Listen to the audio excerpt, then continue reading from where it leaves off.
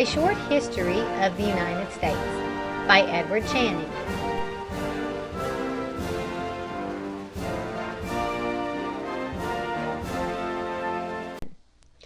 Chapter 12. Taxation Without Representation. 107. George III and George Grenville. George III became king in 1760. He was a narrow, stupid, well-meaning, ignorant young man of 21. He soon found in George Grenville a narrow, dull, well-meaning lawyer, a man who would do what he was told.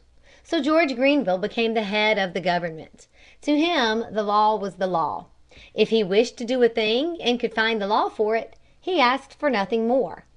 His military advisers told him that an army must be kept in America for years. It was Grenville's business to find the money to support this army. Great Britain was burdened with a national debt.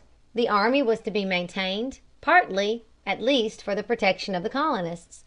Why should they not pay a part of the cost in maintaining it? Parliament was the supreme power in the British Empire. It controlled the king, the church, the army, and the navy. Surely a parliament that had all this power could tax the colonists. At all events, Grenville thought it could, and Parliament passed the Stamp Act to tax them. 108. Henry's Resolutions, 1765. The colonists, however, with one voice, declared that Parliament had no power to tax them.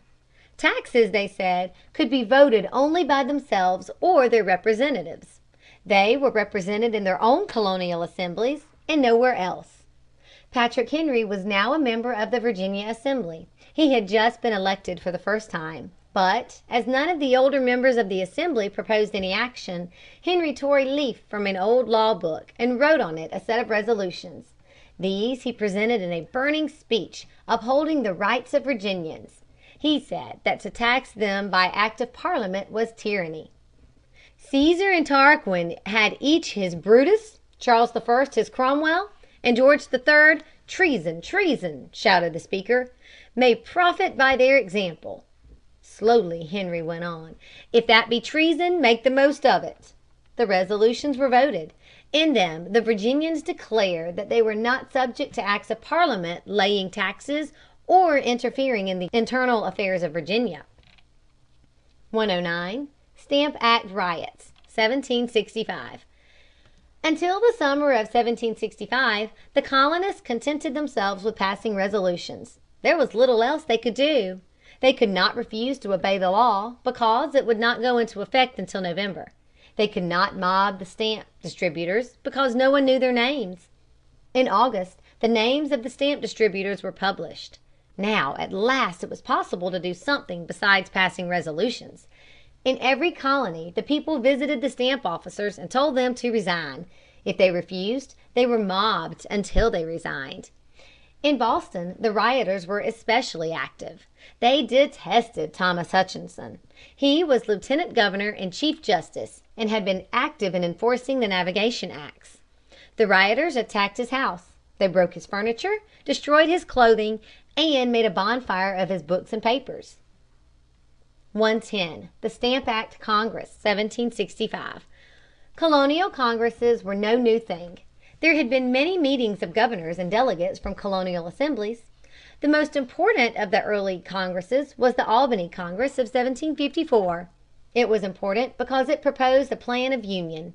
The plan was drawn up by Benjamin Franklin, but neither the king nor the colonists liked it, and it was not adopted. All these earlier congresses had been summoned by the king's officers to arrange expeditions against the French or to make treaties with the Indians. The Stamp Act Congress was summoned by the colonists to protest against the doings of king and parliament. 111. Work of the Stamp Act Congress. Delegates from 9 colonies met at New York in October 1765. They drew up a declaration of the rights and grievances of the colonists. In this paper they declared that the colonists, as subjects of the British king, had the same rights as British subjects living in Britain, and were free from taxes except to those which they had given their consent. They claimed for themselves the right of trial by jury, which might be denied under the Stamp Act. But the most important thing about the Congress was the fact that 9 colonies had put aside their local jealousies and had joined in holding it. 112. Franklin's examination. Born in Boston, Benjamin Franklin ran away from home and settled at Philadelphia. By great exertion and wonderful shrewdness, he rose from poverty to be one of the most important men in the city and colony. He was a printer, a newspaper editor, a writer, and a student of science. With kite and string, he drew down the lightning from the clouds and showed that lightning was a discharge of electricity. He was now in London as agent for Pennsylvania and Massachusetts. His scientific and literary reputation gave him great influence. He was examined at the bar of the House of Commons. Many questions and answers were arranged beforehand between Franklin and his friends in the House. But many questions were answered on the spur of the moment. Before the passage of the Stamp Act, the feeling of the colonists toward Britain had been the best in the world. So Franklin declared. But now, he said, it was greatly altered. Still, an army sent to America would find no rebellion there.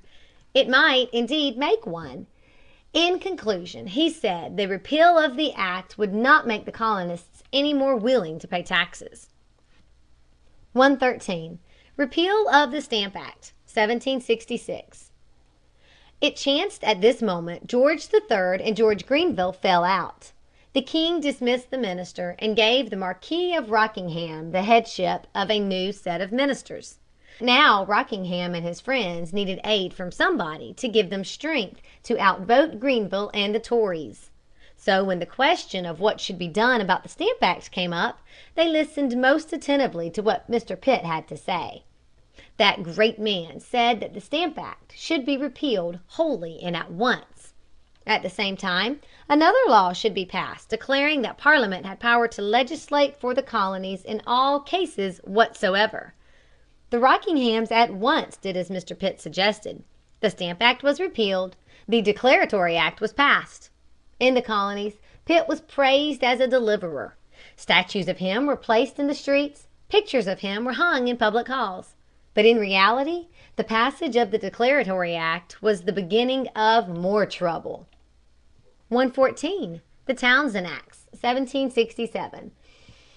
The Rockingham ministers did what Mr. Pitt advised them to do. He then turned them out and made a ministry of his own. He was now Earl of Chatham, and his ministry was the Chatham Ministry. The most active of the Chatham ministers was Charles Townshend.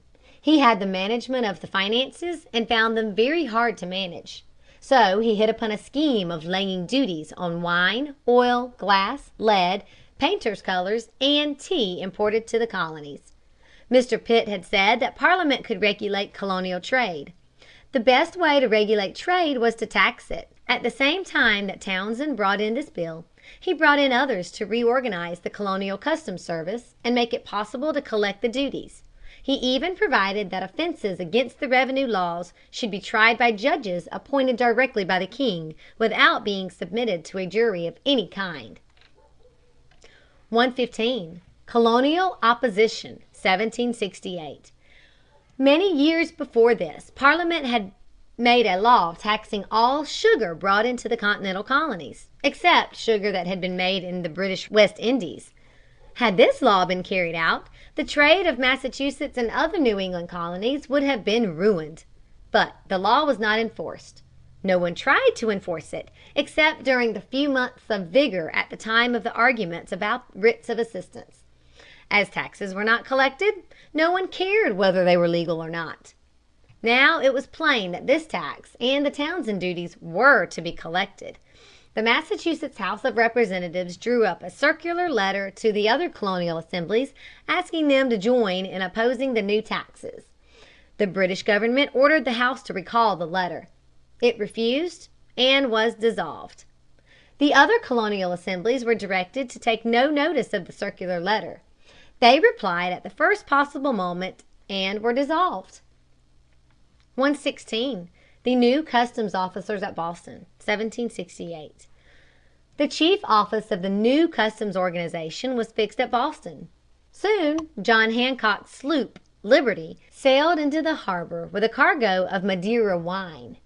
As Hancock had no idea of paying the duty, the customs officers seized the sloop and towed her under the guns of a warship which was now in the harbor. Crowds of people now collected. They could not recapture the Liberty. They seized one of the warship's boats, carried it to the common, and had a famous bonfire. All this confusion frightened the chief customs officers. They fled to the castle in the harbor and wrote to the government for soldiers to protect them. 117. The Virginia Resolves of 1769. Parliament now asked the king to have colonists accused of certain crimes brought to England for trial. This aroused the Virginians. They passed a set of resolutions known as the Virginia Resolves of 1769. These resolves asserted: 1. That the colonists only had the right to tax the colonists. 2. That the colonists had the right to petition either by themselves or with the people of other colonies. And 3. That no colonists ought to be sent to England for trial. 118. Non-Importation Agreements, 1769. When he learned what was going on, the governor of Virginia dissolved the assembly, but the members met in the Raleigh Tavern nearby. There George Washington laid before them a written agreement to use no British goods upon which duties had been paid. They all signed this agreement. Soon the other colonies joined Virginia in the Non-Importation Agreement. English merchants found their trade growing smaller and smaller. They could not even collect their debts, for the colonial merchants said that trade in the colonies was so upset by the Townshend Acts that they could not sell their goods or collect the money owing to them.